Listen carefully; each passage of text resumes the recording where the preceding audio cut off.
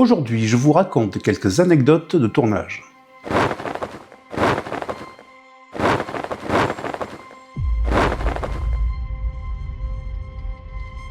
Daniel Radcliffe n'était encore qu'un enfant quand il a commencé le tournage de Harry Potter. 3 choses transforment le jeune garçon en Harry Potter. La cicatrice sur le front, les lunettes et la baguette.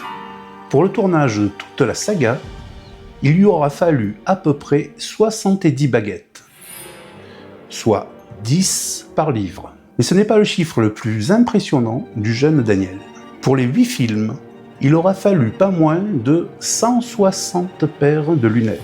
Il a même développé une allergie au nickel contenu dans les montures de ses lunettes. Il a fallu lui en trouver des hypoallergéniques. On a même découvert que le jeune comédien était allergique aux lentilles de contact. C'est pourquoi dans les films, Harry Potter a les yeux bleus alors que dans les livres, il a les yeux verts. Ce n'est pas toujours facile de tourner avec des enfants. En 1982, lorsque débute le tournage d'E.T., l'extraterrestre, la jeune Drew Barrymore n'a que 6 ans. Et dans ses yeux de petite fille, elle ne voit pas son partenaire comme un animatronics ou une marionnette. Pour elle, c'est un être vivant. Pour lui garder une part de magie, Spielberg ne la contredit pas. Et toute l'équipe jouera le jeu. Entre 2 scènes, elle allait lui parler, lui tenir la main. Et quand l'équipe partait déjeuner, elle s'inquiétait de le laisser tout seul. Elle demandait systématiquement à quelqu'un de rester avec lui. Cette expérience a créé des liens très forts entre Spielberg et Drew Barrymore. Elle le décrira plus tard comme étant la première personne adulte avec qui elle se sentait en sécurité et avait confiance.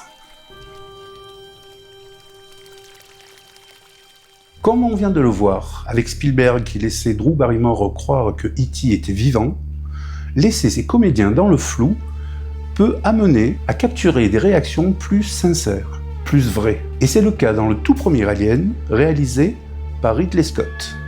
Dans la scène où le alien sort du ventre de John Hurt, les comédiens n'avaient pas été prévenus, d'où leur réaction de dégoût réelle.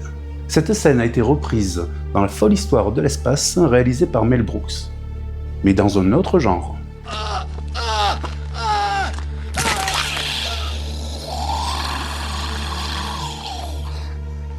Oh no, not again.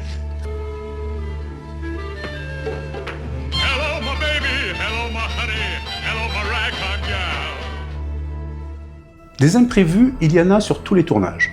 Sur le tournage de The Dark Knight, par exemple. Dans la scène où le Joker quitte l'hôpital habillé en infirmière et qu'il fait tout exploser. Si tout s'était déroulé comme prévu, on aurait eu une scène que l'on a vue 100 fois dans les films d'action, où le héros s'en va avec des explosions dans le dos. Mais c'était sans compter un petit problème technique. La dernière explosion n'a pas eu lieu au moment prévu, ce qui a laissé le temps à Heath Ledger d'improviser, en rendant cette scène culte.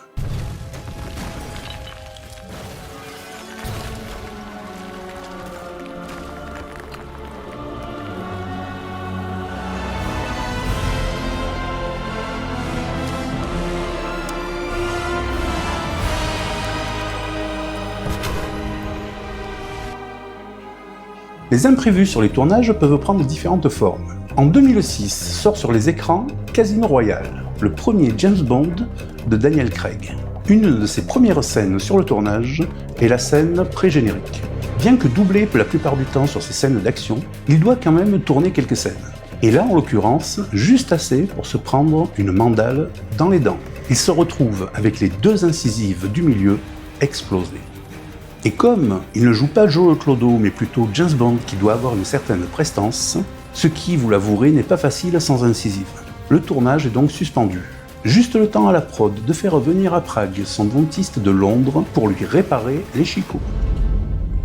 Merci d'avoir regardé cette vidéo, n'oubliez pas de liker, de commenter et de vous abonner surtout. Et je vous dis à bientôt.